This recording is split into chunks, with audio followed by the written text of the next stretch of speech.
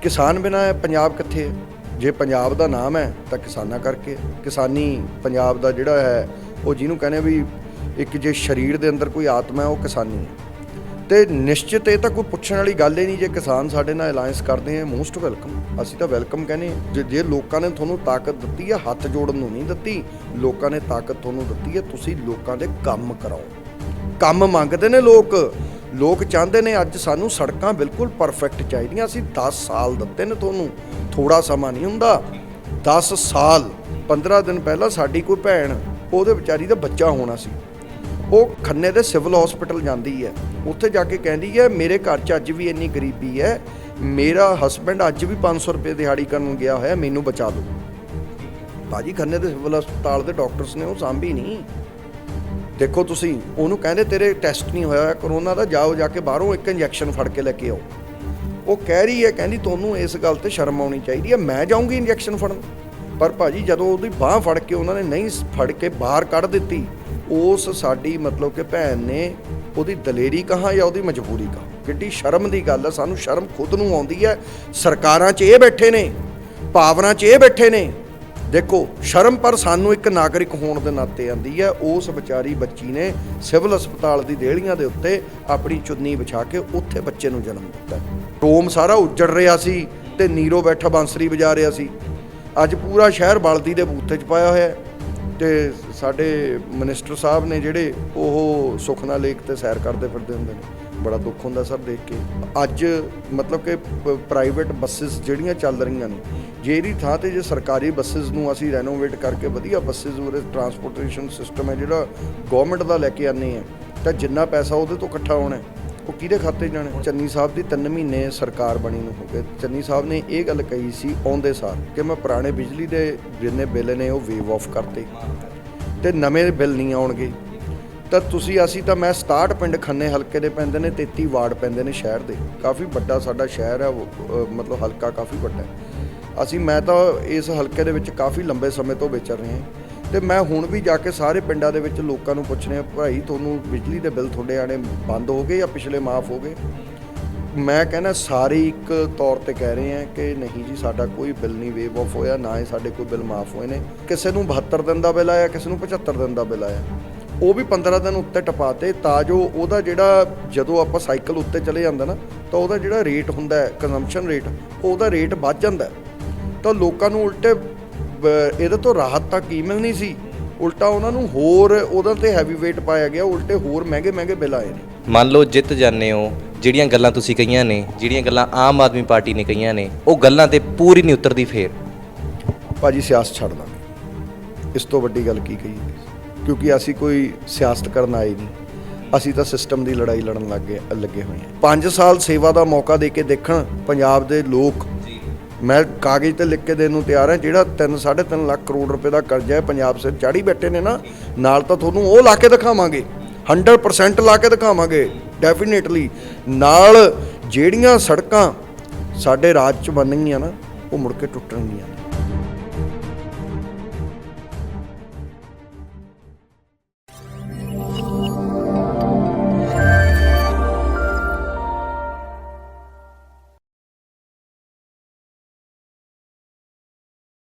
ਸਤਿ ਸ਼੍ਰੀ ਅਕਾਲ ਜੀ ਸਾਰਿਆਂ ਨੂੰ। ਮੈਂ ਗੁਰਪ੍ਰੀਤ ਸਿੰਘ ਬੱਲ, ਪੰਜਾਬ ਨਿਊਜ਼ ਦੇਖ ਰਹੇ ਹੋ, ਤੁਹਾਡਾ ਸਵਾਗਤ ਕਰਦਾ। ਉਮੀਦ ਕਰਦਾ ਤੁਸੀਂ ਠੀਕ ਠਾਕ ਹੋਵੋਗੇ। ਦੋਸਤੋ, ਸਿਆਸਤ ਜਿਵੇਂ ਜਿਵੇਂ ਹੁਣ ਦਿਨ ਨਜ਼ਦੀਕ ਆ ਰਹੇ ਨੇ ਨਾ, ਜਿਵੇਂ ਹੁਣ ਚੋਣ ਜਾਬਤਾ ਵੀ ਲੱਗਣ 'ਤੇ ਹੈ, ਐਲਾਨ ਵੀ ਹੋਣ ਵਾਲਾ ਵੀ, ਤਰੀਕਾਂ ਕਿੰਨੀਆਂ ਹੋਣਗੀਆਂ ਇਲੈਕਸ਼ਨ ਦੀਆਂ, ਪਰ ਜਿੱਦਾਂ ਦਿਨ ਘਟਦੇ ਜਾ ਰਹੇ ਨੇ ਲੋਕਾਂ ਦੀਆਂ ਧੜਕਣਾਂ ਵੱਧਦੀਆਂ ਜਾ ਰਹੀਆਂ ਨੇ, ਸਿਆਸੀ ਪਾਰਟੀ ਦੀਆਂ ਧੜਕਣਾਂ ਵੱਧਦੀਆਂ ਜਾ ਰਹੀਆਂ ਨੇ। ਧੜਕਣਾਂ ਇਸ ਕਰਕੇ ਵੱਧ ਰਹੀਆਂ ਨੇ ਕਿਉਂਕਿ ਇਸ ਵਾਰ ਘੋਲ ਜਿਹਾ ਬਣਿਆ ਹੋਇਆ। ਘੋਲ ਇਸ ਚੀਜ਼ ਦਾ ਆ ਵੀ ਐਤਕੀ ਸਰਕਾਰ ਕਿਹਦੀ ਆਊਗੀ। ਕਿਸਾਨੀ ਸੰਘਰਸ਼ ਤੋਂ ਬਾਅਦ ਇੱਕ ਚੀਜ਼ ਤਾਂ ਐਸੀ ਹੋਈ ਆ ਕਿ ਲੋਕ ਸਵਾਲ ਕਰਨ ਲੱਗੇ ਨੇ ਲੀਡਰਾਂ ਨੂੰ ਕਿ ਭਾਈ ਸਾਡੇ ਜਿਹੜੇ ਤੁਸੀਂ ਹੱਕ ਕਹੇ ਸੀ, ਜਿਹੜੇ ਵਾਅਦੇ ਕੀਤੇ ਸੀ, ਉਹ ਵਾਅਦੇ ਕਿੱਥੇ ਨੇ। ਹੁਣ ਹਰ ਇੱਕ ਪਾਰਟੀ ਵਾਸਤੇ ਬਹੁਤ ਵੱਡੀ ਵਿਫਤਾ ਖੜੀ ਹੋਊਗੀ ਕਿ ਅਸੀਂ ਭਾਈ ਐਤਕੀ ਐਲਾਨ ਕਿਹੜੇ ਕਰੀਏ ਕਿ ਲੋਕ ਸਾਨੂੰ ਵੋਟ ਪਾਉਣ। ਵੱਖ-ਵੱਖ ਪਾਰਟੀਆਂ ਵੱਖ-ਵੱਖ ਵੱਡੇ ਬਿਆਨ ਦਿੰਦੀਆਂ ਨੇ। ਇਸ ਸਮੇਂ ਅਸੀਂ ਖੰਨੇ ਦੇ ਵਿੱਚ ਮੌਜੂਦ ਹਾਂ ਤੇ ਖੰਨੇ ਤੋਂ ਟਿਕਟ ਮਿਲੀ ਆ ਆਮ ਆਦਮੀ ਪਾਰਟੀ ਦੀ। ਤਰੁਣਪ੍ਰੀਤ ਸਿੰਘ ਸੌਂਹ ਜੀ ਅੱਜ ਸਾਡੇ ਨਾਲ ਹੋਣਗੇ। ਅਸੀਂ ਗੱਲਾਂ ਬਾਤਾਂ ਕਰਾਂਗੇ ਇੱਥੋਂ ਦੇ ਵਿਕਾਸ ਦੀਆਂ, ਕਿਉਂਕਿ ਇੱਥੋਂ ਹੀ ਗੁਰਕੀਰਤ ਸਿੰਘ ਕੋਟਲੀ ਜੀ ਵੀ ਰਹੇ ਨੇ, ਹੁਣ ਤਾਂ MP ਨੇ, ਕੈਬਨਿਟ ਮਿਨਿਸਟਰ ਨੇ। ਕਿੰਨਾ ਕੁ ਇੱਥੇ ਦਾ ਵਿਕਾਸ ਹੋ ਗਿਆ ਖੰਨਾ ਵਾਸੀਆਂ ਦਾ, ਕਿੰਨਾ ਕੁ ਇੱਥੋਂ ਦਾ ਮੈਂ ਕਹਿ ਸਕਦਾ ਵੀ ਕਿੰਨੇ ਕੁ ਲੋਕ ਖੁਸ਼ ਨੇ। ਤਰਨਪ੍ਰੀਤ ਸਿੰਘ ਸੋਹ ਜੀ ਸਾਡੇ ਨਾਲ ਨੇ, ਆਪਾਂ ਗੱਲਬਾਤ ਕਰਦੇ ਹਾਂ। ਸਰ ਸਤਿ ਸ਼੍ਰੀ ਅਕਾਲ, ਠੀਕ ਠਾਕ ਹੋ? ਸਤਿ ਸ਼੍ਰੀ ਅਕਾਲ ਜੀ। ਸਭ ਤੋਂ ਪਹਿਲਾਂ ਮੈਂ ਤੁਹਾਡਾ ਉਰੇ ਨਿਊਜ਼ ਚੈਨਲ ਤੋਂ ਜੋ ਤੁਸੀਂ ਆਏ ਹੋ, ਤੁਹਾਡੀ ਸਮਸਤ ਟੀਮ ਦਾ ਉਰੇ ਪਹੁੰਚਣ 'ਤੇ ਨਿੱਘਾ ਜੀ ਆਇਆਂ ਨੂੰ ਕਹਿਣਾ, ਵੈਲਕਮ ਕਹਿਣਾ। ਔਰ ਮੈਂ ਤੁਹਾਡੇ ਮਾਧਿਅਮ ਦੇ ਨਾਲ ਰਾਹੀਂ ਆਪਣੇ ਪੰਜਾਬ ਵਾਸੀਆਂ ਨੂੰ, ਆਪਣੇ ਸ਼ਹਿਰ ਮੇਰੇ ਹਲਕੇ ਖੰਨਾ ਦੇ ਵਾਸੀਆਂ ਨੂੰ ਪਿਆਰ ਭਰੀ ਸਤਿ ਸ਼੍ਰੀ ਅਕਾਲ, ਨਮਸਕਾਰ ਬੁਲਾਉਂਦਾ। ਵਾਹਿਗੁਰੂ ਜੀ ਕਾ ਖਾਲਸਾ, ਵਾਹਿਗੁਰੂ ਜੀ ਕੀ ਫਤਿਹ। ਸਰ ਸਭ ਤੋਂ ਪਹਿਲਾਂ ਤਾਂ ਮੈਂ ਸਵਾਲ ਤੁਹਾਨੂੰ ਇਹੀ ਕਰੂੰਗਾ, ਕਿਉਂਕਿ ਵੱਖ-ਵੱਖ ਬਿਆਨ ਵੱਡੇ ਵੱਡੇ ਲੀਡਰ ਦੇ ਰਹੇ ਨੇ। ਇੱਕ ਪਾਰਟੀ ਤੁਹਾਡੀ ਵੀ ਹੈ, ਆਮ ਆਦਮੀ ਪਾਰਟੀ, ਆਮ ਲੋਕਾਂ ਦੀ ਪਾਰਟੀ ਜਿਹੜੀ ਕਹੀ ਜਾਂਦੀ ਹੈ। ਸਭ ਤੋਂ ਪਹਿਲਾਂ ਸਵਾਲ ਇਹ ਹੋਊਗਾ ਵੀ ਆਮ ਆਦਮੀ ਪਾਰਟੀ ਨੇ ਵੀ ਕਿਹਾ ਸੀ ਕਿ 1000 ਰੁਪਈਆ ਅਸੀਂ 18 ਸਾਲ ਤੋਂ ਵੱਧ ਉਮਰ ਦੀ ਹਰ ਇੱਕ ਮਹਿਲਾ ਨੂੰ ਜਿੱਤਣ ਤੋਂ ਬਾਅਦ ਦੇਵਾਂਗੇ। ਪਰ ਅੱਜ ਮੈਂ ਇੱਕ ਪਿੰਡ ਦੇ ਵਿੱਚ ਗਿਆ, ਪਿੰਡ ਦੇ ਵਿੱਚ ਇੱਕ ਮੈਂ ਬੀਬੀ ਨੂੰ ਸਵਾਲ ਕੀਤਾ, ਪਰ ਬੀਬੀ ਨੇ ਇੱਕ ਸਵਾਲ ਮੈਨੂੰ ਬੜਾ ਚੰਗਾ ਕੀਤਾ। ਬੀਬੀ ਕਹਿੰਦੀ ਉਹਨਾਂ ਦਾ ਸੋਰਸ ਆਫ ਇਨਕਮ ਕੀ ਸੀ? ਬਹੁਤ ਵੱਡਾ ਤੇ ਵਧੀਆ ਸਵਾਲ ਹੈ। ਸਭ ਤੋਂ ਪਹਿਲਾਂ ਤੁਸੀਂ ਸਵਾਲ ਕੀਤਾ ਕਿ ਆਮ ਆਦਮੀ ਪਾਰਟੀ ਨੇ ਵੀ ਕਿਹਾ। ਆਮ ਆਦਮੀ ਪਾਰਟੀ ਨੇ ਵੀ ਕਿਹਾ ਨਹੀਂ ਭਾਜੀ, ਆਮ ਆਦਮੀ ਪਾਰਟੀ ਨੇ ਹੀ ਕਿਹਾ ਕਿ ਅਸੀਂ ਬੀਬੀਆਂ ਦੇ ਖਾਤੇ 'ਚ 1-1000 ਰੁਪਈਆ ਪਾਵਾਂਗੇ। ਅੱਜ ਤੱਕ ਕਿਸੇ ਪੋਲੀਟੀਕਲ ਪਾਰਟੀ ਨੇ ਮਹਿਲਾ ਸਸ਼ਕਤੀਕਰਨ ਦੇ ਵਿੱਚ ਅੱਜ ਤੱਕ ਕੋਈ ਯੋਗਦਾਨ ਨਹੀਂ ਪਾਇਆ। ਇਹ ਫਸਟ ਟਾਈਮ ਹੋਇਆ ਕਿ ਕਿਸੇ ਪੋਲੀਟੀਕਲ ਪਾਰਟੀ ਨੇ ਪਹਿਲੀ ਵਾਰ ਕਿਹਾ ਹੋਵੇ ਕਿ 18 ਸਾਲ ਤੋਂ ਉੱਤੇ ਦੀਆਂ ਜਿਹੜੀਆਂ ਵੀ ਸਾਡੀਆਂ ਬੱਚੀਆਂ ਹੋਣਗੀਆਂ, ਉਹਨਾਂ ਦੇ ਆਖਰੀ ਸਾਹ ਤੱਕ, ਚਾਹੇ ਉਹ 80 ਸਾਲ ਜੀਣ, 90 ਸਾਲ ਜੀਣ, 100 ਸਾਲ ਜੀਣ, ਜਦੋਂ ਤੱਕ ਉਹਨਾਂ ਦੀ ਲਾਈਫ ਹੈ, ਅਸੀਂ ਹਰ ਮਹੀਨੇ ਉਹਨਾਂ ਦੇ ਅਕਾਊਂਟ ਦੇ ਵਿੱਚ 1000 ਰੁਪਈਆ ਪਾਇਆ ਕਰਾਂਗੇ। ਹੁਣ ਵੱਡਾ ਸਵਾਲ ਹੈ, ਤੁਸੀਂ ਸਵਾਲ ਕੀਤਾ ਸੋਰਸ ਆਫ ਇਨਕਮ ਕੀ ਹੈ। ਭਾਜੀ ਪੰਜਾਬ ਦੇ ਵਿੱਚ ਸੋਰਸ ਆਫ ਇਨਕਮ ਦੀ ਕੋਈ ਕਮੀ ਹੋ ਨਹੀਂ। ਸਭ ਤੋਂ ਵੱਡਾ ਰੈਵਨਿਊ ਤਾਂ ਹੁਣ ਮੈਂ ਤੁਹਾਨੂੰ ਇੱਕ ਛੋਟੀ ਜਿਹੀ ਗੱਲ ਦੱਸਣਾ, ਪੰਜਾਬ ਸਾਡੇ ਮਤਲਬ ਕਿ ਲੀਕਰ ਦੀ ਕੰਜ਼ੰਪਸ਼ਨ ਦੇ ਵਿੱਚ ਭਾਰਤ ਦੇ ਅੰਦਰ ਨੰਬਰ 1 ਤੇ ਹੈ। ਸਾਨੂੰ ਲੀਕਰ ਤੋਂ ਰੈਵਨਿਊ ਜਿਹੜਾ ਪੰਜਾਬ ਸਰਕਾਰ ਨੂੰ ਇਕੱਠਾ ਹੁੰਦਾ, ਉਹ ਅਪਰੋਕਸ 5000 ਕਰੋੜ ਰੁਪਏ ਦਾ ਲੀਕਰ ਦਾ ਸਾਡਾ ਰੈਵਨਿਊ ਹੈ। ਸੈਕਿੰਡ ਨੰਬਰ ਤੇ ਸਾਡੇ ਸਟੇਟ ਆਉਂਦੀ ਹੈ ਤਾਮਿਲਨਾਡੂ। ਤਾਮਿਲਨਾਡੂ ਸਾਡੇ ਤੋਂ ਕੰਜ਼ੰਪਸ਼ਨ 'ਚ ਸੈਕਿੰਡ ਨੰਬਰ ਤੇ ਹੈ, ਪਰ ਉਹਨਾਂ ਦਾ ਜਿਹੜਾ ਲੀਕਰ ਦਾ ਰੈਵਨਿਊ ਆ ਉਹ ਹੈਗਾ 30000 ਕਰੋੜ ਦਾ। ਹੁਣ ਤੁਸੀਂ ਇਹ ਦੇਖੋ ਵੀ 25000 ਕਰੋੜ ਰੁਪਏ ਦਾ ਘਪਲਾ ਤਾਂ ਲੀਕਰ 'ਚ ਪਿਆ ਜੋ ਸਰਕਾਰਾਂ ਕਰ ਰਹੀਆਂ। ਸਮਝਦੇ ਹੋ ਨਾ ਗੱਲ? ਤੇ ਫਿਰ ਸਭ ਤੋਂ ਵੱਡੀ ਮਾਈਨਿੰਗ, ਰੇਤਾ, ਬਜਰੀ। ਜੇ ਦਿਨ 'ਚ 500 ਟਰੱਕ ਦੀ ਪਰਚੀ ਕੱਟਦੀ ਹੈ ਸਰਕਾਰ ਦੇ ਖਾਤੇ 'ਚ, ਤਾਂ 2000 ਟਰੱਕ ਰਾਤ ਦੇ ਹਨੇਰੇ 'ਚ ਐਸਾ ਨਿਕਲਦਾ ਜਿਹੜਾ ਮੰਤਰੀਆਂ ਦਾ ਜਾਂ ਮੰਤਰੀ ਦੇ ਚਹੇਤਿਆਂ ਦਾ।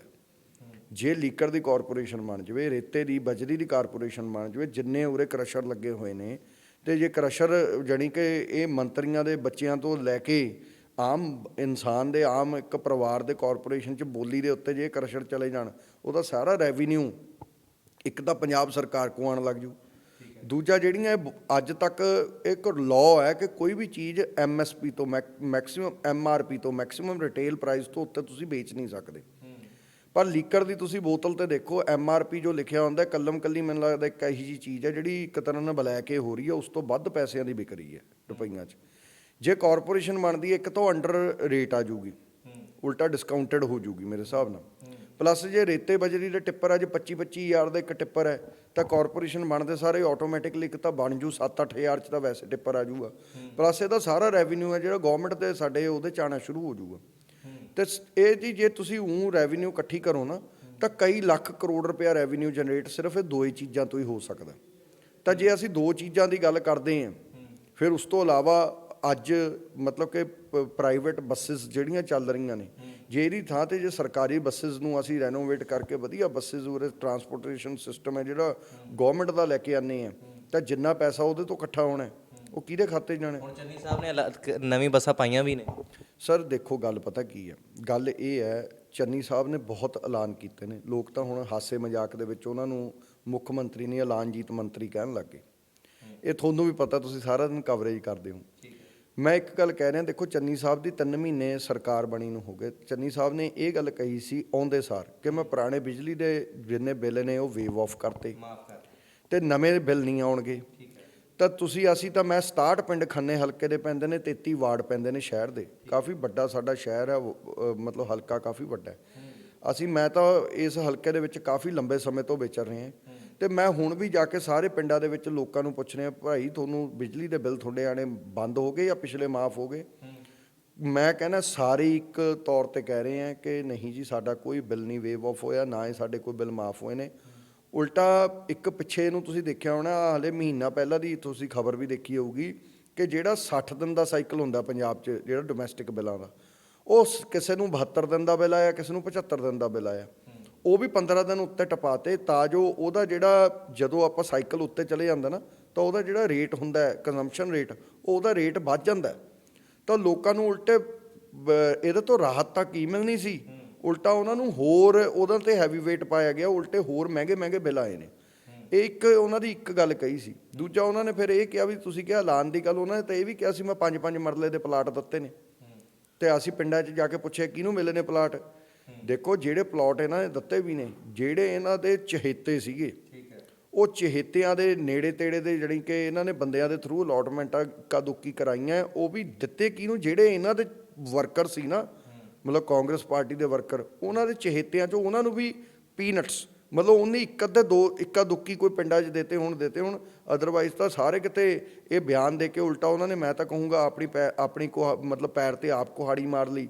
ਲੋਕ ਸਾਰੇ ਪੁੱਛਦੇ ਨੇ ਵੀ ਜਦ ਤੁਸੀਂ ਮਤਲਬ ਕਿ ਐਲਾਨ ਕੀਤਾ ਹੁਣ ਸਾਨੂੰ 5 ਮਰਲੇ ਪਲਾਟ ਦਿਓ, ਕਿਸੇ ਨੂੰ ਨਹੀਂ ਦਿੱਤੇ ਭਾਜੀ ਉਹ। ਅੱਛਾ, ਕਿਤੇ ਨਾ ਲੋਕਾਂ ਦੇ ਵਿੱਚ ਇਹ ਸਵਾਲ ਹੈ, ਕਿਉਂਕਿ ਕਿਸਾਨ ਸੰਘਰਸ਼ ਦੀ ਪਹਿਲਾਂ ਮੈਂ ਗੱਲ ਕੀਤੀ ਸੀ, ਕਿਸਾਨੀ ਸੰਘਰਸ਼ ਨੇ ਇੱਕ ਚੀਜ਼ ਤਾਂ ਚਲੋ ਚੰਗੀ ਕੀਤੀ, ਕੋਈ ਵੀ ਲੀਡਰ ਹੈ ਚਾਹੇ ਉਹ ਆਮ ਆਦਮੀ ਦਾ ਲੀਡਰ ਕਿਉਂ ਨਾ ਹੋਵੇ, ਤਾਂ ਲੋਕ ਉਸ ਨੂੰ ਸਵਾਲ ਪੁੱਛਦੇ ਨੇ। ਸਭ ਤੋਂ ਪਹਿਲਾਂ ਜਿਵੇਂ ਮੈਂ ਤੁਹਾਨੂੰ ਸਵਾਲ ਕੀਤਾ, ਇਹ ਮੈਨੂੰ ਸਵਾਲ ਬੀਬੀ ਨੇ ਕੀਤਾ ਕਿ ਸੋਰਸ ਆਫ ਇਨਕਮ ਕੀ ਹੈ ਭਾਈ, ਤੁਸੀਂ ਐਲਾਨ ਤਾਂ ਕਰਤੇ। ਹੁਣ ਇਹ ਚੀਜ਼ ਤਾਂ ਕਿਸਾਨੀ ਸੰਘਰਸ਼ ਦੀ ਚੰਗੀ ਹੋਈ।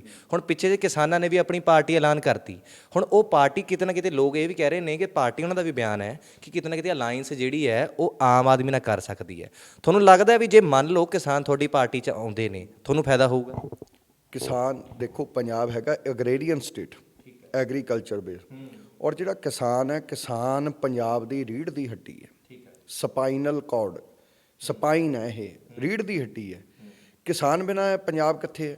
ਜੇ ਪੰਜਾਬ ਦਾ ਨਾਮ ਹੈ ਤਾਂ ਕਿਸਾਨਾਂ ਕਰਕੇ। ਕਿਸਾਨੀ ਪੰਜਾਬ ਦਾ ਜਿਹੜਾ ਹੈ ਉਹ ਜਿਹਨੂੰ ਕਹਿੰਦੇ ਵੀ ਇੱਕ ਜੇ ਸਰੀਰ ਦੇ ਅੰਦਰ ਕੋਈ ਆਤਮਾ ਹੈ ਉਹ ਕਿਸਾਨੀ ਹੈ। ਤੇ ਨਿਸ਼ਚਿਤ ਇਹ ਤਾਂ ਕੋਈ ਪੁੱਛਣ ਵਾਲੀ ਗੱਲ ਹੀ ਨਹੀਂ, ਜੇ ਕਿਸਾਨ ਸਾਡੇ ਨਾਲ ਅਲਾਇੰਸ ਕਰਦੇ ਆ ਮੋਸਟ ਵੈਲਕਮ, ਅਸੀਂ ਤਾਂ ਵੈਲਕਮ ਕਹਿੰਦੇ। ਇਹ ਬੜਾ ਵੱਡਾ ਮਤਲਬ ਕਿ ਮੈਂ ਕਹੂੰਗਾ ਇਤਿਹਾਸਕ ਫੈਸਲਾ ਹੋਊਗਾ, ਔਰ ਸਾਡੇ ਨੈਸ਼ਨਲ ਕਨਵੀਨਰ ਸ਼੍ਰੀ ਅਰਵਿੰਦ ਕੇਜਰੀਵਾਲ ਜੀ ਇਸ ਗੱਲ ਦੇ ਵਿੱਚ ਬੜੇ ਹੀ ਜ਼ਿਆਦਾ ਇੰਟੈਲੀਜੈਂਟ ਔਰ ਸੁਚੇਤ ਹੈ, ਔਰ ਉਹ ਤਾਂ ਚਾਹੁੰਦੇ ਨੇ ਕਿ ਜੇ ਵੈਲਕਮ ਕਰਦੇ ਨੇ, ਉਹ ਕਹਿੰਦੇ ਚੰਗੀ ਗੱਲ ਹੈ ਜੇ ਕਿਸਾਨ ਲੀਡਰਸ ਆਉਣਾ ਚਾਹੁੰਦੇ ਨੇ ਤਾਂ ਉਹ ਜੀ ਸੱਦ ਕੇ ਆਉਣ, ਆਪਾਂ ਰਲ ਮਿਲ ਕੇ ਇੱਕ ਪਲੇਟਫਾਰਮ 'ਤੇ ਜੇ ਇਲੈਕਸ਼ਨ ਲੜਦੇ ਹਾਂ ਤਾਂ ਇੱਕ ਗੱਲ ਤਾਂ ਹੈ ਨਾ ਸਾਡੀ, ਮਤਲਬ ਕਿ ਅਸੀਂ ਇੱਕ ਮੱਤ 'ਤੇ ਤਾਂ ਇਕੱਠੇ ਆ ਨਾ, ਕਿਸਾਨ ਤੇ ਆਮ ਆਦਮੀ ਪਾਰਟੀ ਇੱਕ ਮੱਤ 'ਤੇ ਇਕੱਠੇ ਨੇ। ਇੱਕ ਤਾਂ ਉਹਨਾਂ ਨੇ ਅੱਜ ਤੱਕ ਸਾਡੇ ਆਮ ਆਦਮੀ ਪਾਰਟੀ ਦੇ ਉੱਤੇ ਕਦੇ ਉਂਗਲੀ ਨਹੀਂ ਚੱਕੀ, ਕੋਈ ਦੋਸ਼ ਨਹੀਂ ਲਾਇਆ। ਉਹ ਲਗਾਉਣਗੇ ਵੀ ਕਿਉਂ? ਕਿਉਂਕਿ ਪਾਰਟੀ ਨੇ ਕੁਝ ਵੀ ਇਸ ਤਰ੍ਹਾਂ ਦਾ ਨਹੀਂ ਕੀਤਾ। ਥਰੂ ਜਦੋਂ ਤੋਂ ਸੰਘਰਸ਼ ਚੱਲਦਾ ਆਇਆ, ਪਲੱਸ ਜੋ ਵੀ ਕੁਛ ਚੱਲਦਾ ਆਇਆ ਇਹ, ਉਹਦੇ ਵਿੱਚ ਜੋ ਕੁਛ ਆਮ ਆਦਮੀ ਪਾਰਟੀ ਤੋਂ ਦਿੱਲੀ 'ਚ ਨਿਭਿਆ ਕਿਸਾਨਾਂ ਦੇ ਹੱਕ 'ਚ, ਉਹ ਆਪਾਂ ਆਮ ਆਦਮੀ ਪਾਰਟੀ ਨੇ ਕੀਤਾ। ਪਰ ਉਹਨਾਂ ਦੇ ਇਹ ਬਿਆਨ ਮਤਲਬ ਕਿ ਬਾਰ-ਬਾਰ ਆ ਰਹੇ ਨੇ ਕਿ ਰਵਾਇਤੀ ਪਾਰਟੀਆਂ ਤੋਂ ਬਚਿਓ, ਕਾਂਗਰਸ ਅਕਾਲੀ ਤੋਂ ਬਚਿਓ, ਰਵਾਇਤੀ ਪਾਰਟੀਆਂ ਤੋਂ ਬਚਿਓ, ਕਾਂਗਰਸ ਅਕਾਲੀ ਬੀਜੇਪੀ ਤੋਂ ਬਚਿਓ। ਤਾਂ ਜੇ ਆਫਟਰ ਆਲ ਕਿਸਾਨ ਇੰਨੀ ਗੱਲ ਕਹਿ ਰਹੇ ਨੇ ਕਿ ਰਵਾਇਤੀ ਪਾਰਟੀਆਂ ਤੋਂ ਬਚਿਓ, ਤਾਂ ਮੇਰੇ ਹਿਸਾਬ ਨਾਲ ਪੂਰੇ ਪੰਜਾਬ ਨੂੰ ਉਹਨਾਂ ਦੀ ਇਹ ਗੱਲ ਤੋਂ ਸੁਚੇਤ ਹੋਣਾ ਚਾਹੀਦਾ ਵੀ ਰਵਾਇਤੀ ਪਾਰਟੀਆਂ ਤੋਂ ਬਚੋ। ਅਤੇ ਜਿਹੜੀ ਨਵੀਂ ਪਾਰਟੀ ਹੈ ਜੇ ਉਹ ਅਲਾਇੰਸ ਕਰਕੇ ਆਉਂਦੇ ਨੇ, ਸਾਡਾ ਉਹਨਾਂ ਦੇ ਨਾਲ ਮਤਲਬ ਕਿ ਗਠਬੰਧਨ ਹੁੰਦਾ ਹੈ, ਤਾਂ ਮੈਂ ਕਹੂੰਗਾ ਇਸ ਤੋਂ ਵੱਡੀ ਕੋਈ ਹੋਰ ਵਧੀਆ ਗੱਲ ਨਹੀਂ ਹੋ ਸਕਦੀ। It's marvellous. ਅੱਛਾ, ਖੰਨੇ ਦੀ ਗੱਲ ਕਰ ਲੈਂਦੇ ਆਪਾਂ। ਖੰਨੇ ਹਲਕੇ ਦੇ ਵਿੱਚ ਬੈਠਿਆ, ਤੁਹਾਨੂੰ ਖੰਨੇ ਤੋਂ ਆਮ ਆਦਮੀ ਪਾਰਟੀ ਤੋਂ ਟਿਕਟ ਮਿਲੀ ਹੈ। ਸਭ ਤੋਂ ਪਹਿਲੀ ਗੱਲ, ਇੱਥੇ ਗੁਰਕੀਰਤ ਸਿੰਘ ਕੋਟਲੀ ਦਾ ਰਾਜ ਰਿਹਾ ਹੁਣ ਤੱਕ, ਹੈ ਨਹੀਂ? MP ਰਹੇ ਨੇ, ਹੁਣ ਤਾਂ MP MLA ਸੀਗੇ, ਹੁਣ ਤਾਂ MP ਬਣ ਚੁੱਕੇ ਨੇ ਜੀ। ਉਹ ਮਤਲਬ ਕੈਬਨਿਟ ਮਿਨਿਸਟਰ ਨੇ, ਇੰਡਸਟਰੀ ਮਿਨਿਸਟਰ ਬਣੇ ਨੇ। ਹੁਣ ਜਿਵੇਂ ਸਭ ਤੋਂ ਪਹਿਲਾਂ ਸਵਾਲ ਇਹ ਆਉਂਦਾ ਵੀ ਤੁਹਾਨੂੰ ਕੀ ਲੱਗਦਾ ਵੀ ਇੱਥੇ ਖੰਨੇ ਦੇ ਵਿੱਚ ਕਿੰਨਾ ਕੁ ਵਿਕਾਸ ਹੋ ਗਿਆ? ਕਿਉਂਕਿ ਮੈਂ ਦੇਖਿਆ ਵੀ ਇੱਥੇ ਦੀ ਲਹੇੜੀ ਰੋਡ ਬੜੀ ਮਸ਼ਹੂਰ ਹੈ, ਉਹ ਹੁਣ ਜੇ ਜਾ ਕੇ ਉੱਥੇ ਮੇਰੇ ਖਿਆਲ ਨਾਲ ਲੁੱਕ ਪੈਣ ਲੱਗਿਆ। ਮੈਂ ਸੁਣਿਆ ਉੱਥੇ ਦਾ ਠੇਕੇਦਾਰ ਵੀ ਭੱਜ ਗਿਆ ਸੀਗਾ। ਜੇ ਆਮ ਆਦਮੀ ਪਾਰਟੀ ਆਉਂਦੀ ਹੈ ਫਿਰ ਉਹ ਠੇਕੇਦਾਰ ਫੜ ਲੂਗੀ? ਦੇਖੋ, ਸਭ ਤੋਂ ਪਹਿਲੀ ਗੱਲ ਇੱਕ ਗੱਲ ਨੋਟ ਕਰਨ ਦੀ ਹੈ ਕਿ ਖੰਨਾ ਮਤਲਬ ਜਿਹੜਾ ਸਾਡਾ ਹੈ ਏਸ਼ੀਆ ਦੀ ਬਿਗੈਸਟ ਗ੍ਰੇਨ ਮਾਰਕੀਟ ਹੈ। ਇਹ ਮੰਨਦੇ ਹੋ ਤੁਸੀਂ ਗੱਲ? ਉਰੇ ਇਸ ਖੰਨੇ ਨੂੰ ਵੱਡੇ ਵੱਡੇ ਲੀਡਰ ਮਿਲੇ ਨੇ। ਜ਼ਰੂਰੀ ਨਹੀਂ ਕਿ ਹੁਣੇ ਕੈਬਨਿਟ ਮਿਨਿਸਟਰ ਮਿਲੇ, ਇਸ ਤੋਂ ਪਹਿਲਾਂ ਵੀ ਉਰੋਂ ਕੈਬਨਿਟ ਮਿਨਿਸਟਰ ਰਹੇ ਨੇ। ਉਰੋਂ ਪੰਜਾਬ ਪ੍ਰਦੇਸ਼ ਕਾਂਗਰਸ ਕਮੇਟੀ ਦੇ ਪ੍ਰਧਾਨ ਵੀ ਰਹੇ ਜਦੋਂ ਕਾਂਗਰਸ ਦਾ ਰਾਜ ਸੀ। ਉਰੇ ਜਿਹੜੇ ਮੁੱਖ ਮੰਤਰੀ ਸਾਹਿਬ ਨੇ, ਇਹਨਾਂ ਦੇ ਦਾਦਾ ਜੀ, ਉਹ ਵੀ ਇਸ ਮਤਲਬ ਕਿ ਹਲਕੇ ਦੇ ਬਹੁਤ ਜ਼ਿਆਦਾ ਜਾਣੀ ਕਿ ਡੋਮੀਨੈਂਸੀ ਰੱਖਦੇ ਸੀ। ਮਤਲਬ ਇਹਦੇ ਨੇੜੇ ਦੇ ਹਲਕੇ ਦੇ ਨਾਲ, ਪੈਲ ਹਲਕੇ ਤੋਂ ਇਹਨਾਂ ਦਾ ਉਹ ਸੀ। ਤੇ ਉਰੇ ਹੋਰ ਵੀ ਮਤਲਬ ਕਿ ਮਿਨਿਸਟਰ ਸਾਡੇ ਬਹੁਤ ਰਹਿ ਚੁੱਕੇ ਨੇ ਸਾਹਿਬ, ਮਤਲਬ ਕਿ ਮਹਿਰੂਮ ਸਰਦਾਰ ਕਰਮ ਸਿੰਘ ਗਿੱਲ ਹੋਣੀ ਵੀ ਰਹਿ ਚੁੱਕੇ ਨੇ। ਮਤਲਬ ਮਿਨਿਸਟਰ ਉਰੇ ਸੋਹਣੇ ਚੰਗੇ ਚੌਖੇ ਰਹੇ, ਇਹੋ ਜਿਹੀ ਗੱਲ ਨਹੀਂ। ਪਰ ਬੜਾ ਦੁੱਖ ਹੁੰਦਾ ਇਹ ਕਹਿਣ ਲੱਗੇ ਵੀ ਨਿੱਜੀ ਤੌਰ ਤੇ ਉਹ ਚੰਗੇ ਇਨਸਾਨ ਸੀਗੇ ਸਾਰੇ, ਪਰ ਸਰ ਲੋਕਾਂ ਨੇ ਨਿੱਜੀ ਤੌਰ ਤੇ ਨਹੀਂ ਦੇਖਣਾ, ਲੋਕਾਂ ਨੂੰ ਕੰਮ ਚਾਹੀਦਾ, ਲੋਕਾਂ ਨੂੰ ਵਿਕਾਸ ਚਾਹੀਦਾ। ਵਿਕਾਸ ਅੱਜ ਹੈਲਥ ਦਾ ਇਸ਼ੂ ਹੈ, ਅੱਜ ਪਾਣੀ ਦਾ ਇਸ਼ੂ ਹੈ, ਥੱਲੇ ਧਰਤੀ ਹੇਠਲਾ ਪਾਣੀ ਕੰਟੈਮੀਨੇਟਡ ਹੈ, ਮਿਲ ਨਹੀਂ ਰਿਹਾ। ਔਰ ਅੱਜ ਸੀਵਰੇਜ ਦਾ ਮੁੱਦਾ ਸ਼ਹਿਰ ਦੇ ਵਿੱਚ, ਸੀਵਰੇਜ ਨਹੀਂ ਹੈ ਸਾਡੇ ਸ਼ਹਿਰ ਦੇ ਵਿੱਚ। 1 ਘੰਟੇ ਲਈ ਵੀ ਮੀਂਹ ਪੈ ਜਾਵੇ ਨਾ, ਪੂਰਾ ਸ਼ਹਿਰ ਇਹ ਨਦੀ ਜਿਵੇਂ ਚੱਲਦੀ ਨਦੀ ਹੁੰਦੀ ਹੈ ਨਾ, ਨਦੀ 'ਚ ਤਬਦੀਲ ਹੋ ਜਾਂਦਾ। ਕਦੇ ਖੰਨੇ ਮੀਂਹ ਵਾਲੇ ਦਿਨ ਆ ਕੇ ਦੇਖਿਓ, ਤੁਸੀਂ ਹੈਰਾਨ ਰਹਿ ਜਾਓਗੇ। ਉਰੇ ਦੀ ਬੁੱਕਸ ਮਾਰਕੀਟ ਹੈ ਜਿਹੜੀ, ਲੱਕ ਜਿੰਨਾ, ਪੂਰਾ ਲੱਕ ਹੁੰਦਾ ਜਿੰਨਾ ਬੰਦੇ ਦਾ, ਇੰਨਾ ਪਾਣੀ, 3-3 ਫੁੱਟ ਪਾਣੀ। ਨਹੀਂ, ਫਿਰ ਸਵਾਲ ਇਹ ਆਉਂਦਾ ਵੀ ਇੰਨੇ ਸਾਲ ਰਾਜ ਕੀਤਾ ਤਾਂ ਕੀਤਾ ਕੀ ਨਹੀਂ ਨਾ, ਕੰਮ ਨਹੀਂ ਕੀਤਾ। ਗੱਲ ਤਾਂ ਇਹ ਹੈ, ਗੱਲ ਨਹੀਂ ਸਮਝਦੇ ਤੁਸੀਂ ਭਾਜੀ। ਆਪਾਂ ਜਦੋਂ ਸਾਨੂੰ ਜਨਤਾ ਨੇ ਤਾਕਤ ਦਿੱਤੀ ਹੈ ਨਾ, ਤਾਕਤ ਜਨਤਾ ਨੇ ਸਾਨੂੰ ਇਸ ਲਈ ਨਹੀਂ ਦਿੱਤੀ ਕਿ ਅਸੀਂ ਸਿਰਫ ਹੱਸੀ ਜਾਈਏ, ਹੱਸ ਕੇ ਲੋਕਾਂ ਦੇ ਵਿੱਚ ਹੱਥ ਜੋੜ ਕੇ ਵਿਚਰੀ ਜਾਈਏ। ਉਹ ਸਿਆਸਤ ਨਹੀਂ ਹੁੰਦੀ ਵੀ ਆਪਾਂ ਹੱਸ ਕੇ ਲੋਕਾਂ ਦੇ ਵਿੱਚ ਹੱਥ ਜੋੜੀਏ, ਐਂ ਕਰਕੇ ਫਿਰੀ ਜਾਈਏ। ਇਹ ਭਾਜੀ ਸੁਭਾਅ ਹੈ ਤੁਹਾਡਾ, ਪਰ ਸੁਭਾਅ ਦੇ ਨਾਲ ਕੰਮਾਂ ਨੂੰ ਰਿਲੇਟਡ ਨਹੀਂ ਕੀਤਾ ਜਾ ਸਕਦਾ। ਉਹਦੇ ਲਈ ਕੰਮ, ਜਿਹੜੇ ਕੰਮ ਕਰਨੇ ਆ ਨਾ, ਲੋਕ ਜੇ ਲੋਕਾਂ ਨੇ ਤੁਹਾਨੂੰ ਤਾਕਤ ਦਿੱਤੀ ਹੈ, ਹੱਥ ਜੋੜਨ ਨੂੰ ਨਹੀਂ ਦਿੱਤੀ, ਲੋਕਾਂ ਨੇ ਤਾਕਤ ਤੁਹਾਨੂੰ ਦਿੱਤੀ ਹੈ, ਤੁਸੀਂ ਲੋਕਾਂ ਦੇ ਕੰਮ ਕਰਾਓ। ਕੰਮ ਮੰਗਦੇ ਨੇ ਲੋਕ, ਲੋਕ ਚਾਹੁੰਦੇ ਨੇ ਅੱਜ ਸਾਨੂੰ ਸੜਕਾਂ ਬਿਲਕੁਲ ਪਰਫੈਕਟ ਚਾਹੀਦੀਆਂ। ਅਸੀਂ 10 ਸਾਲ ਦਿੱਤੇ ਨੇ ਤੁਹਾਨੂੰ, ਥੋੜਾ ਸਮਾਂ ਨਹੀਂ ਹੁੰਦਾ, 10 ਸਾਲ ਅਸੀਂ, ਸਾਨੂੰ ਅੱਜ ਉਰੇ ਦਾ ਸੀਵਰੇਜ ਸਿਸਟਮ ਪ੍ਰੋਪਰ ਚਾਹੀਦਾ, ਅਸੀਂ 10 ਸਾਲ ਦਿੱਤੇ ਨੇ। ਅੱਜ ਸਾਨੂੰ ਖੰਨੇ ਦਾ ਸਿਵਲ ਹਸਪੀਟਲ ਹੈ ਜਿਹੜਾ, only and only refer hospital ਬਣ ਕੇ ਰਹਿ ਗਿਆ। ਉਰੋਂ ਸਿਰਫ ਤੇ ਸਿਰਫ ਅਗਰ ਕਿਸੇ ਦਾ ਨਹੁੰ ਦਾ ਅੰਗੂਠੇ ਦਾ ਜਿਹੜਾ ਨਹੁੰ ਹੈ, ਸੌਰੀ, ਉਹ ਵੀ ਅਗਰ ਮਾੜਾ ਜਿਹਾ ਮਤਲਬ ਕਿ ਇੰਨਾ ਕੁ ਵੀ ਉੱਠ ਖੜੇ ਨਾ, ਉਰੇ ਇਲਾਜ ਨਹੀਂ ਕਰਦੇ। ਉਰੋਂ ਸਿੰਪਲ ਰੈਫਰ ਕਰਕੇ ਰਜਿੰਦਰਾ ਹਸਪੀਟਲ, ਕਦੇ ਚੰਡੀਗੜ੍ਹ, ਇੱਦਾਂ ਰੈਫਰੈਂਸ ਹੈ। This is only reference hospital. ਕਿੰਨੇ ਸ਼ਰਮ ਦੀ ਗੱਲ ਆ। ਅੱਜ ਤੋਂ 15 ਦਿਨ ਪਹਿਲਾਂ ਦੀ ਗੱਲ ਦੱਸ ਰਹੇ ਹਾਂ, ਸਿਰਫ 15 ਦਿਨ ਪਹਿਲਾਂ ਸਾਡੀ ਕੋਈ ਭੈਣ, ਉਹਦੇ ਵਿਚਾਰੀ ਦਾ ਬੱਚਾ ਹੋਣਾ ਸੀ, ਉਹ ਖੰਨੇ ਦੇ ਸਿਵਲ ਹਸਪੀਟਲ ਜਾਂਦੀ ਹੈ। ਉੱਥੇ ਜਾ ਕੇ ਕਹਿੰਦੀ ਹੈ ਮੇਰੇ ਘਰ 'ਚ ਅੱਜ ਵੀ ਇੰਨੀ ਗਰੀਬੀ ਹੈ, ਮੇਰਾ ਹਸਬੈਂਡ ਅੱਜ ਵੀ 500 ਰੁਪਏ ਦਿਹਾੜੀ ਕਰਨ ਗਿਆ ਹੋਇਆ, ਮੈਨੂੰ ਬਚਾ ਲਓ। ਠੀਕ ਹੈ ਭਾਜੀ, ਖੰਨੇ ਦੇ ਸਿਵਲ ਹਸਪਤਾਲ ਦੇ ਡਾਕਟਰਸ ਨੇ ਉਹ ਸਾਂਭੀ ਨਹੀਂ। ਦੇਖੋ ਤੁਸੀਂ, ਉਹਨੂੰ ਕਹਿੰਦੇ ਤੇਰੇ ਟੈਸਟ ਨਹੀਂ ਹੋਇਆ ਕਰੋਨਾ ਦਾ, ਜਾਓ ਜਾ ਕੇ ਬਾਹਰੋਂ ਇੱਕ ਇੰਜੈਕਸ਼ਨ ਫੜ ਕੇ ਲੈ ਕੇ ਆਓ। ਉਹ ਕਹਿ ਰਹੀ ਹੈ, ਕਹਿੰਦੀ ਤੁਹਾਨੂੰ ਇਸ ਗੱਲ ਤੇ ਸ਼ਰਮ ਆਉਣੀ ਚਾਹੀਦੀ ਹੈ, ਮੈਂ ਜਾਊਂਗੀ ਇੰਜੈਕਸ਼ਨ ਫੜਨ। ਪਰ ਭਾਜੀ ਜਦੋਂ ਉਹਦੀ ਬਾਂਹ ਫੜ ਕੇ ਉਹਨਾਂ ਨੇ ਨਹੀਂ ਫੜ ਕੇ ਬਾਹਰ ਕੱਢ ਦਿੱਤੀ, ਉਸ ਸਾਡੀ ਮਤਲਬ ਕਿ ਭੈਣ ਨੇ ਉਹਦੀ ਦਲੇਰੀ ਕਹਾਂ ਜਾਂ ਉਹਦੀ ਮਜਬੂਰੀ ਕਹਾਂ। ਕਿੱਡੀ ਸ਼ਰਮ ਦੀ ਗੱਲ ਹੈ। ਸਾਨੂੰ ਸ਼ਰਮ ਖੁਦ ਨੂੰ ਆਉਂਦੀ ਹੈ। ਸਰਕਾਰਾਂ 'ਚ ਇਹ ਬੈਠੇ ਨੇ, ਪਾਵਰਾਂ 'ਚ ਇਹ ਬੈਠੇ ਨੇ, ਦੇਖੋ ਸ਼ਰਮ ਪਰ ਸਾਨੂੰ ਇੱਕ ਨਾਗਰਿਕ ਹੋਣ ਦੇ ਨਾਤੇ ਆਉਂਦੀ ਹੈ। ਉਸ ਵਿਚਾਰੀ ਬੱਚੀ ਨੇ ਸਿਵਲ ਹਸਪਤਾਲ ਦੀ ਦੇਹਲੀਆਂ ਦੇ ਉੱਤੇ ਆਪਣੀ ਚੁੰਨੀ ਵਿਛਾ ਕੇ ਉੱਥੇ ਬੱਚੇ ਨੂੰ ਜਨਮ ਦਿੱਤਾ। ਇਹ ਇਹੀ ਜਿਹੇ ਮਿਨਿਸਟਰ ਚਾਹੀਦੇ ਨੇ ਭਾਜੀ ਸਾਨੂੰ ਖੰਨੇ ਨੂੰ, ਐਸੇ ਬੰਦੇ ਚਾਹੀਦੇ ਨਹੀਂ ਚਾਹੀਦੇ ਭਾਜੀ। ਸਾਡੇ ਖੰਨੇ ਦੀ ਤਾਂ ਇੰਨੀ ਸੁੰਦਰਤਾ ਬਣ ਸਕਦੀ ਸੀ, ਪਰ ਦੁੱਖ ਨਾਲ ਕਹਿਣਾ ਪੈ ਰਿਹਾ ਪੂਰੇ ਖੰਨੇ ਦੇ ਅੰਦਰ ਇੱਕ ਵੀ ਪਾਰਕ ਨਹੀਂ ਹੈ ਜਿੱਥੇ ਸ਼ਾਮ ਨੂੰ ਸਾਡੇ ਬਜ਼ੁਰਗ, ਸਾਡੀਆਂ ਮਤਲਬ ਕਿ ਬੱਚੇ ਬੱਚੀਆਂ ਸ਼ਾਮ ਨੂੰ ਕਿਤੇ ਖੇਲ ਸਕਦੇ ਹੋਣ। ਇੱਕ ਵੀ park, not even a single park. ਉਰੇ ਪਾਰਕਿੰਗ ਦੀ ਐਡੀ ਵੱਡੀ ਪ੍ਰੋਬਲਮ ਹੈ, ਪੂਰੇ ਸ਼ਹਿਰ ਦੇ ਵਿੱਚ ਰਸ਼ ਦੇ ਤਾਂਤੇ ਲੱਗੇ ਰਹਿੰਦੇ ਨੇ, ਪਰ ਉਰੇ ਪਾਰਕਿੰਗ ਦੀ ਫੈਸਿਲਿਟੀ ਨਹੀਂ ਬਣ ਸਕੀ। ਕਿਉਂ? ਕਿਉਂਕਿ ਮਿਸਮੈਨੇਜਮੈਂਟ ਹੈ। ਕੋਈ ਸਾਈਡਾਂ ਦੇ ਉੱਤੇ ਪੇਵਰਸ ਲਾ ਕੇ ਕੋਈ ਪਾਰਕਿੰਗ ਫੈਸਿਲਿਟੀ ਨਹੀਂ ਬਣਾਈ। ਆਹ ਖੰਨੇ ਦਾ ਜਿਹੜਾ ਪੁਲ ਹੈ, ਇਹ ਠੋਸ ਬਣਾਤਾ। ਇਹ ਜਦ ਕਿ ਐਡਾ ਵੱਡਾ ਮੁੱਦਾ ਸੀ, ਇਹ ਜਿਵੇਂ ਸਰਹੰਦ ਪਿੱਲਰਾਂ ਤੇ ਬਣੇ ਆ, ਖਮਾਣੋ ਪਿੱਲਰਾਂ ਤੇ ਬਣੇ ਆ, ਇਹ ਵੀ ਪੁਲ ਪਿੱਲਰਾਂ ਤੇ ਬਣ ਸਕਦਾ ਸੀ।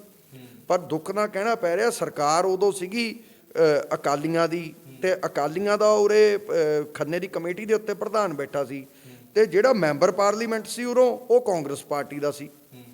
ਦੇਖੋ ਤੁਸੀਂ, ਉਰੇ ਲੋਕਾਂ ਨੇ ਆਪਣੇ ਲੈਵਲ ਤੇ, ਲੋਕ ਇੰਨੇ ਅਵੇਅਰ ਸੀ ਖੰਨੇ ਦੇ, ਲੋਕਾਂ ਨੇ ਆਪਣੇ ਲੈਵਲ ਤੇ ਐਜੀਟੇਸ਼ਨਾਂ ਕੀਤੀਆਂ ਕਿ ਬਚਾ ਲਓ। ਇਹਨੇ ਸਾਡੀ ਸ਼ਹਿਰ ਨੂੰ ਚਾਈਨਾ ਦੀ ਜਿਵੇਂ ਕੰਧ ਲੰਘਦੀ ਹੈ, ਚੀਨ ਦੀ ਕੰਧ, ਐਵੇਂ ਇਹਨੇ ਪਾੜ ਦੇਣਾ, 2 ਹਿੱਸਿਆਂ 'ਚ ਕਰ ਦੇਣਾ ਸਾਡਾ ਸ਼ਹਿਰ।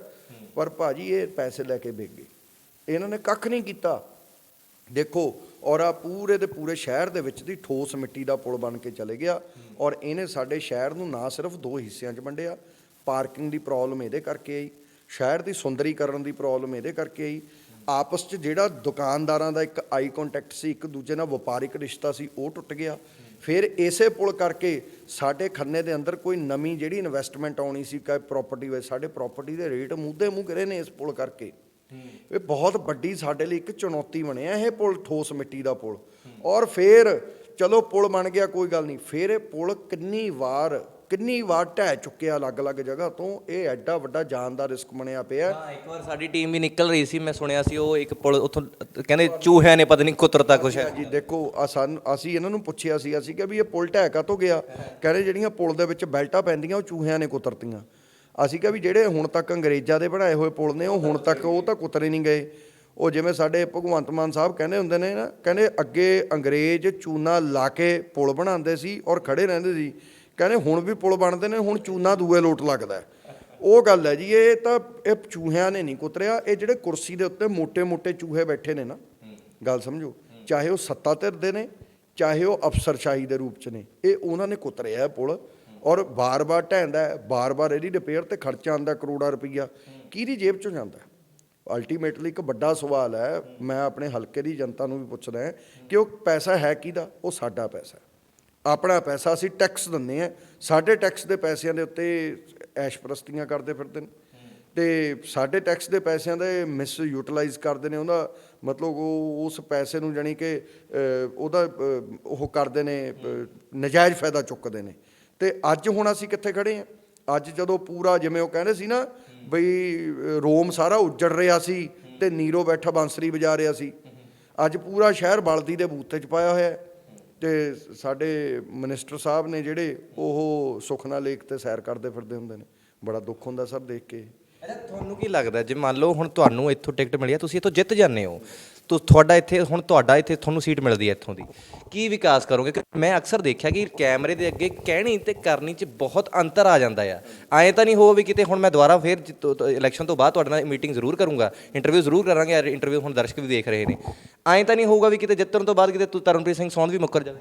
ਦੇਖੋ ਸਰ, ਸਭ ਤੋਂ ਪਹਿਲੀ ਗੱਲ, ਮੈਂ ਇਸ ਸ਼ਹਿਰ ਦਾ ਜੰਮਪਲ ਹਾਂ। ਮੇਰਾ ਜਨਮ ਵੀ ਇਸ ਸ਼ਹਿਰ 'ਚ ਹੋਇਆ। ਮੈਂ ਇਹ ਸ਼ਹਿਰ ਦੀਆਂ ਗਲੀਆਂ 'ਚ ਖੇਲ ਕੇ ਵੱਡਾ ਹੋਇਆ। ਇਸ ਸ਼ਹਿਰ ਦੇ ਨਾਲ ਜਿਹੜਾ ਮੇਰਾ ਰਿਸ਼ਤਾ ਨਾ, ਉਹ ਇੱਕ ਜਿਵੇਂ ਕਹਿੰਦੇ ਆ ਸਰੀਰ ਤੇ ਰੂਹ ਵਾਲਾ ਰਿਸ਼ਤਾ ਹੈ। ਅਸੀਂ ਇਸ ਸ਼ਹਿਰ ਨੂੰ ਬਹੁਤ ਪਸੰਦ ਕਰਦੇ ਹਾਂ, ਪਿਆਰ ਕਰਦੇ ਹਾਂ ਅਸੀਂ ਬਹੁਤ ਜ਼ਿਆਦਾ ਇਸ ਸ਼ਹਿਰ ਨੂੰ। ਮੈਂ ਸ਼ਹਿਰ ਛੱਡ ਕੇ ਤਾਂ ਕਿਤੇ ਜਾਣ ਤੋਂ ਰਿਹਾ। 3 ਪੁਸ਼ਤਾਂ ਅੱਜ ਸਾਡੀ ਮਤਲਬ ਕਿ ਚੌਥੀ ਪੁਸ਼ਤ, ਮਤਲਬ ਮੇਰੀ 4th ਜਨਰੇਸ਼ਨ ਆ ਚੁੱਕੀ ਹੈ, ਅੱਗੇ ਸਾਡੀ 5th ਵੀ ਹੈ। ਮਤਲਬ ਸਾਡੀਆਂ 5 ਪੁਸ਼ਤਾਂ ਇਸ ਸ਼ਹਿਰ ਦੇ ਵਿੱਚ ਰਹਿੰਦਿਆਂ ਨੂੰ ਹੋ ਗਏ। ਮੇਰੀ ਗੱਲ ਸਮਝੋ। ਅੱਜ ਤੱਕ ਦੁੱਖ ਸਾਨੂੰ ਇਸ ਗੱਲ ਦਾ ਹੁੰਦਾ, ਜਿੰਨੇ ਸਾਡੇ ਸ਼ਹਿਰ ਨੂੰ ਅੱਜ ਤੱਕ MLA ਦੇ ਕੈਂਡੀਡੇਟ ਮਿਲੇ ਜਾਂ ਉਹ ਜਿੱਤ ਕੇ ਵੀ ਗਏ, ਉਹ ਸਾਡੇ ਸ਼ਹਿਰ ਤੋਂ ਬਾਹਰਲੇ ਸੀ। ਮੈਂ ਸੁਣਦਾ ਇਹ ਫਸਟ ਟਾਈਮ ਹੋਇਆ ਹੋਊਗਾ ਕਿ ਸ਼ਹਿਰ ਦੇ ਵਿੱਚੋਂ ਆਮ ਆਦਮੀ ਪਾਰਟੀ ਨੇ ਕੈਂਡੀਡੇਟ ਦਿੱਤਾ ਹੋਵੇ। ਦੂਜਾ, ਮੇਰੀ ਜਿੰਨੀ ਐਜੂਕੇਸ਼ਨ ਹੈ, ਮੇਰੀ ਐਜੂਕੇਸ਼ਨ ਸਾਰੀ ਕੌਨਵੈਂਟ ਦੀ ਹੈ ਤੇ ਸਾਰੀ ਸਾਨੂੰ ਇੱਕੋ ਚੀਜ਼ ਸਾਡੇ ਮਾਪਿਓ ਨੇ ਵੀ ਸਾਨੂੰ ਸਕੂਲ 'ਚ, ਜਿਹੜੇ ਸਕੂਲਾਂ 'ਚ ਅਸੀਂ ਪੜ੍ਹੇ ਹਾਂ, ਸਾਨੂੰ ਉੱਥੇ ਇਹੀ ਸਿਖਾਈ ਗਈ ਹੈ ਕਿ ਜ਼ਿੰਦਗੀ ਦੇ ਵਿੱਚ ਅਗਰ ਤੁਸੀਂ ਇਮਾਨਦਾਰੀ ਆਪਣੇ ਲੜ ਬੰਨ੍ਹ ਲਈ ਨਾ ਭਾਜੀ, ਸਾਰੇ ਜਿਵੇਂ ਕਹਿੰਦੇ ਨੇ ਨਾ ਵੀ ਸਾਰੀਆਂ ਚੀਜ਼ਾਂ ਦਾ ਇਲਾਜ ਇੱਕੋ ਹੁੰਦਾ। ਐਦਾਂ ਮੈਂ ਤੁਹਾਨੂੰ ਅੱਜ ਇੱਕ ਗੱਲ ਦੱਸ ਰਿਹਾ, ਸਿਆਸੀ ਤੌਰ ਤੇ ਮੈਂ ਕਿਸੇ ਤੇ ਦੂਸ਼ਣਬਾਜ਼ੀ ਕਰਾਂ ਉਹਦੇ ਨਾਲੋਂ ਜ਼ਿਆਦਾ ਬੈਸਟ ਪਤਾ ਕੀ ਹੈ? ਮੈਂ ਇੱਕ ਗੱਲ ਤੁਹਾਨੂੰ ਕਹਿ ਰਿਹਾ, ਆਥੈਂਟਿਕ ਗੱਲ। ਸਿਰਫ ਲੋਕਾਂ ਦਾ ਪੈਸਾ, ਸਰਕਾਰ ਕੋ ਪੈਸੇ ਦੀ ਕਦੇ ਵੀ ਕਮੀ ਨਹੀਂ ਹੁੰਦੀ। ਉਹ ਬਜ਼ੁਰਗ ਬੀਬੀ ਕਹਿ ਰਹੀ ਨਾ ਪੈਸਾ ਕਿੱਥੋਂ ਲੈ ਕੇ ਆਉਂਗੇ, ਇਹ ਕੋਈ ਦੱਬਿਆ ਹੋਇਆ ਕੁੱਜਾ ਥੋੜ੍ਹੋ ਹੈ ਬਈ ਜੀ। ਉਹ ਧਰਤੀ ਦੇ ਵਿੱਚ ਦੱਬਿਆ ਹੋਇਆ ਕੁੱਜਾ ਸੀ, ਮੈਨੂੰ ਮਿਲ ਗਿਆ ਤੇ ਮੈਂ ਉਹ 'ਚੋਂ ਸ਼ਰਫੀਆਂ ਬਣਤੀਆਂ ਤੇ ਉਹ ਖਾਲੀ ਹੋ ਗਿਆ। ਭਾਜੀ, ਸਰਕਾਰ ਤਾਂ ਟੂਟੀ ਥੱਲੇ, ਜਿਵੇਂ ਟੂਟੀ ਖੁੱਲੀ ਹੋਵੇ ਥੱਲੇ ਬਾਲਟੀ ਰੱਖੀ ਹੋਵੇ ਨਾ, ਉਸ ਤਰ੍ਹਾਂ ਦਾ ਪੈਸਾ ਹੁੰਦਾ ਇਹ। ਜਿੰਨੇ ਡੱਬੇ ਤੁਸੀਂ ਪਾ ਲਓਗੇ, ਟੂਟੀ ਖੁੱਲੀ ਆ ਉਹਨੇ ਤਾਂ ਫੇਰ ਭਰ ਜਾਣਾ। ਮਤਲਬ ਸਰਕਾਰ ਕੋਲ ਜਿਹੜਾ ਪੈਸਾ ਆਉਂਦਾ ਟੈਕਸ ਦੇ ਰੂਪ 'ਚ, ਉਹ ਇੱਦਾਂ ਆਉਂਦਾ ਕਿ ਰੋਜ਼ ਖਰਚ ਹੁੰਦਾ ਤੇ ਰੋਜ਼ ਆ ਰਿਹਾ ਹੈ। ਉਹ ਕਿਹੜੇ ਕੋਈ ਮਤਲਬ ਕਿ ਇੱਕ ਵਾਰ ਸਾਨੂੰ ਲੱਭਿਆ ਹੋਇਆ ਖਜ਼ਾਨਾ, ਉਹ ਤਾਂ ਰੋਜ਼ ਇਕੱਠਾ ਹੋ ਰਿਹਾ। ਬਸ਼ਰਤੇ ਕਿ ਬਹੁਤ ਵੱਡੀ ਗੱਲ ਹੈ ਕਿ ਲੋਕਾਂ ਦਾ ਪੈਸਾ ਲੋਕਾਂ ਦੇ ਵਿੱਚ ਇਮਾਨਦਾਰੀ ਨਾਲ ਲੱਗ ਜਾਵੇ ਨਾ। ਹੁਣ ਸੜਕ ਬਣਦੀ ਹੈ, ਮੈਂ ਕਾਗਜ਼ 'ਤੇ ਲਿਖ ਕੇ ਦੇਣ ਨੂੰ ਤਿਆਰ ਹਾਂ। ਅੱਜ ਸੜਕ ਬਣਦੀ ਹੈ, ਵੋਟਾਂ ਤੋਂ ਪਹਿਲਾਂ ਆ ਕੇ ਸਿਰਫ ਇਲੈਕਸ਼ਨ ਸਟੰਟ ਹੁੰਦਾ। ਉਹਦਾ ਤੁਸੀਂ ਜਿੱਥੇ ਮਰਜ਼ੀ ਤੱਕ ਟੈਸਟ ਕਰਵਾ ਲਿਓ, ਕਿਆ ਇਹ ਫਿੱਟ ਹੈ? ਸੜਕ ਜਿਹੜੀ ਬਣਨੀ ਚਾਹੀਦੀ ਹੈ, ਜੋ ਇਹਦੇ 'ਤੇ ਚੀਜ਼ ਪੈਣੀ ਚਾਹੀਦੀ ਹੈ, ਜਿੰਨੀ ਲੁੱਕ, ਜਿੰਨੀ ਬਜਰੀ, ਜੋ ਕੁਛ ਪੈਣਾ ਚਾਹੀਦਾ, ਫਿੱਟ ਹੈ? ਉਹ ਸਿਰਫ 1 ਸਾਲ ਦੀ ਉਹਦੀ ਮਿਆਦ ਹੋਊਗੀ, 1 ਸਾਲ ਦੀ, ਉਹ ਟੁੱਟ ਜਾਂਦੀ ਹੈ। ਇਹੀ ਜੇ ਕਿਤੇ ਇਮਾਨਦਾਰੀ ਦੇ ਨਾਲ 100 ਰੁਪਏ ਦੇ ਬਜਾਏ 100 ਰੁਪਇਆ ਲੱਗ ਜਾਵੇ ਨਾ ਸੜਕ 'ਤੇ, ਭਾਜੀ ਕਾਗਜ਼ 'ਤੇ ਲਿਖ ਕੇ ਦੇਣ ਨੂੰ ਤਿਆਰ ਹੈ। 10 ਸਾਲ ਉਹਦੇ 'ਚ ਤੁਸੀਂ ਖੱਡਾ ਮਾਰ ਕੇ ਦਿਖਾ ਦਿਓ, ਇੱਕ ਵੀ ਪੈਣਾ ਤਾਂ ਦੂਰ ਦੀ ਗੱਲ, ਆਪ ਪਾ ਕੇ ਦਿਖਾ ਦਿਓ ਖੱਡਾ। ਚਲੋ ਤੁਸੀਂ ਬਹੁਤ ਵੱਡੀ ਗੱਲ ਕਹੀ ਹੈ ਵੀ ਚਲੋ ਇਹ ਅਸਲ ਦੇ ਵਿੱਚ ਸੱਚ ਹੁੰਦਾ ਹੈ, ਕਿਉਂਕਿ ਵੀ ਕਹਿਣ ਦੇ ਬਸ ਇੱਕ ਆਪਣੇ ਵੱਲ ਕਹਿੰਦੇ ਵੀ ਖਾਨਾ ਪੂਰਤੀ ਕਰ ਦਿੰਦੇ ਨੇ ਵੀ ਅਸੀਂ ਕੰਮ ਕਰਾਤਾ ਵੀ ਹੁਣ ਤਾਂ ਸਾਡੇ ਵੱਲੋਂ ਤਾਂ ਹੋ ਗਿਆ ਸੀਗਾ, ਇਹ ਤਾਂ ਹੁਣ ਟੁੱਟ ਗਈ, ਹੁਣ ਇਹਦੇ ਵਿੱਚ ਸਾਡਾ ਕੀ ਦੋਸ਼ ਹੈ? ਖਾਨਾ ਪੂਰਤੀ ਹੈ। ਪਰ ਇੱਥੇ ਸਵਾਲ ਇਹ ਆਉਂਦਾ, ਜੇ ਮੰਨ ਲਓ ਤੁਸੀਂ ਹੁਣ ਜਿੱਤੇ ਜਾਂਦੇ, ਸਵਾਲ ਉੱਥੇ ਉਹੀ ਰਹਿੰਦੇ ਨੇ ਕਿ ਤੁਸੀਂ ਫਿਰ ਕੀ ਕਰੋਗੇ? ਅਸੀਂ 100 ਰੁਪਏ ਦਾ 100 ਰੁਪਏ ਲਾਵਾਂਗੇ। ਅਸੀਂ ਕਿਹੜੇ ਰਿਸ਼ਵਤਾਂ ਖਾਣੀਆਂ? ਅਸੀਂ ਕਿਹੜੇ ਆਪਣੇ ਚਹੇਤਿਆਂ ਨੂੰ ਲਿਆ ਕੇ ਟੈਂਡਰ ਦੇਣੇ ਨੇ? ਹੁਣ ਮੈਂ ਤੁਹਾਨੂੰ ਇੱਕ ਮਿਸਾਲਨ ਤੌਰ ਤੇ ਬਹੁਤ ਛੋਟੀ ਜਿਹੀ ਗੱਲ ਦੱਸਦਾ। ਉਰੇ ਇੱਕ ਜਿਹੜੀ ਲਲਹੇੜੀ ਰੋਡ ਦੀ ਗੱਲ ਤੁਸੀਂ ਸਟਾਰਟਿੰਗ 'ਚ ਸ਼ੁਰੂ ਕੀਤੀ ਸੀ, ਉੱਥੇ ਅਸੀਂ ਸਰਬ ਪਾਰਟੀਆਂ ਨੇ ਮਿਲ ਕੇ ਇੱਕ ਧਰਨਾ ਲਾਇਆ। ਲਲਹੇੜੀ ਰੋਡ ਐਸੋਸੀਏਸ਼ਨ ਨੇ ਉਹਦੀ ਅਗਵਾਈ ਕੀਤੀ ਸੀ, ਸ਼ਾਪਕੀਪਰ ਐਸੋਸੀਏਸ਼ਨ ਨੇ ਅਗਵਾਈ ਉਹ ਕਰ ਰਹੇ ਸੀ। ਉੱਥੇ ਜਦੋਂ ਅਸੀਂ ਠੇਕੇਦਾਰ ਨਾਲ ਗੱਲ ਕੀਤੀ ਵੀ ਭਾਈ ਤੂੰ ਇਹ ਸੜਕ ਦਾ ਕੰਮ ਕਿਉਂ ਨਹੀਂ ਸ਼ੁਰੂ ਕਰਦਾ, ਤਾਂ ਠੇਕੇਦਾਰ ਦਾ ਕਹਿਣਾ ਇਹ ਸੀ ਕਿ ਉਰੇ ਮੈਂ ਕੰਮ ਸ਼ੁਰੂ ਕਰਨ ਨੂੰ ਤਿਆਰ ਹਾਂ, ਮੇਰੇ ਤੋਂ 28% ਕਮਿਸ਼ਨ ਮੰਗਿਆ ਜਾ ਰਿਹਾ। 100 ਰੁਪਏ 'ਚੋਂ 28 ਰੁਪਏ ਕਮਿਸ਼ਨ ਦੇ ਮੰਗੇ ਜਾ ਰਹੇ ਨੇ। ਸਰ ਉਹਦਾ ਤਾਂ ਕਹਿਣਾ ਇਹ ਸੀਗਾ ਵੀ ਸਾਡੇ ਤੋਂ ਇਹ ਜਿਹੜੇ ਮੰਤਰੀ ਸਾਹਿਬ ਪੈਸੇ ਮੰਗ ਰਹੇ ਨੇ, ਉਹਨਾਂ ਦੇ ਚਹੇਤੇ ਪੈਸੇ ਮੰਗ ਰਹੇ ਨੇ। ਹਾਂਜੀ, ਉਹਨਾਂ ਦੇ ਤਾਂ ਮਤਲਬ ਕਿ ਇਹ ਗੱਲ ਉਹਦਾ ਕਹਿਣਾ ਇਹ ਠੇਕੇਦਾਰ ਦਾ। ਔਰ ਵੱਡੀ ਗੱਲ ਇੱਕ ਹੋਰ ਹੈ ਕਿ ਅਸੀਂ ਉੱਥੇ ਕੋਟਲੀ ਸਾਹਿਬ ਨੂੰ ਬੁਲਾਇਆ, ਸਾਰਿਆਂ ਨੇ ਜ਼ੋਰ ਪਾ ਕੇ ਉਹ ਆਏ, ਤਾਂ ਬੜੇ ਹੈਰਾਨੀ ਦੀ ਗੱਲ ਇਹ ਹੋਈ ਕਿ ਕੋਟਲੀ ਸਾਹਿਬ ਇਹ ਕਹਿ ਰਹੇ ਨੇ ਕਿ ਆਪਾਂ ਉਰੇ ਠੇਕੇਦਾਰ ਨੂੰ ਸੱਦ ਲੈਂਦੇ ਹਾਂ, ਜੇ ਠੇਕੇਦਾਰ ਨਹੀਂ ਆਉਂਦਾ ਤਾਂ ਮੈਂ ਤੁਹਾਡੇ ਨਾਲ ਧਰਨੇ 'ਤੇ ਬੈਠੂੰਗਾ।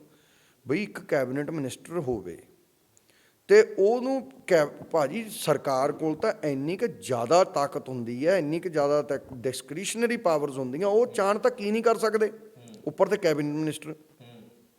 ਤੇ ਇੱਕ ਕੈਬਨਿਟ ਮਿਨਿਸਟਰ ਇੰਨਾ ਹਾਸੋਹੀਣਾ ਬਿਆਨ ਦੇਵੇ ਕਿ ਮੈਂ ਤੁਹਾਡੇ ਨਾਲ ਧਰਨੇ ਦੇ ਉੱਤੇ ਆਪ ਬਹਿ ਜਾਊਂਗਾ, ਉਹ ਵੀ ਇੱਕ ਠੇਕੇਦਾਰ ਦੇ ਖਿਲਾਫ।